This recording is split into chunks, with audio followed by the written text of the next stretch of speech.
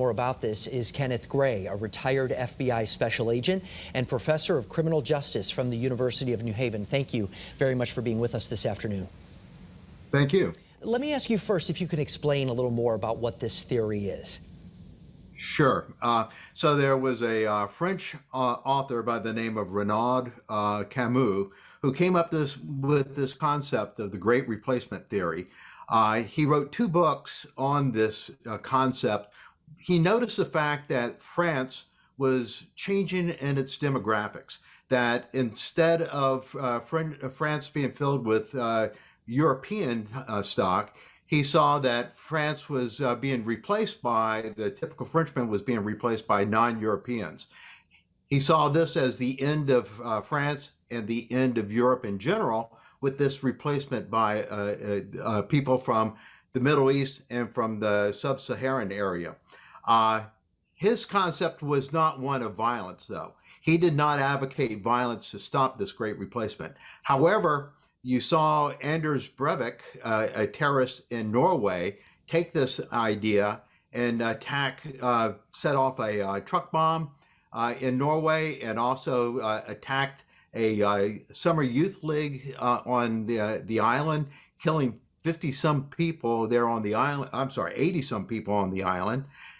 He also used the Great Replacement Theory to justify his attack.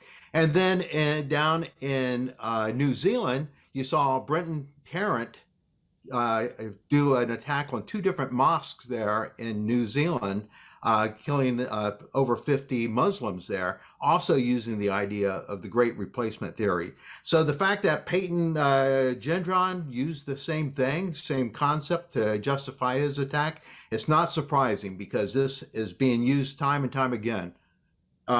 Peyton Gendron, the young guy that carried out the attack in Buffalo, wore a helmet camera and streamed his attack as he was going into the store.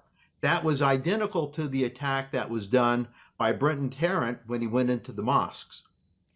In terms of what's happening here in the U.S., so we had our third 3 mass shootings since Friday. In terms of this replacement theory, has that shown up in other hate crimes here in the U.S.? I know you talked about abroad. So Dylan Roof, when he conducted his attack down in Charleston, where he shot a number of African Americans in a church there, that was basically the same concept. These other shootings, the one out in LA, for instance, over the weekend, that does not appear to be Great Replacement Theory. That was an Asian shooting Asians. Where do we go from here? I mean, when we're seeing, obviously, the shootings that have happened in you know, this tragedy that took place in Buffalo, where do we move forward? How do we get past this? So there's this concept of the pathway to violence. And the pathway to violence says that when a person is thinking about carrying out such an act, they give clues along the way. They have some type of a problem that they can't resolve. They make a plan, they gather up weapons, they do a site survey, they may talk to people about their plans. These are all opportunities to interdict, to stop the person from doing so. In the case of the Buffalo shooting, Peyton Gendron had actually made threats against doing a school shooting the year before.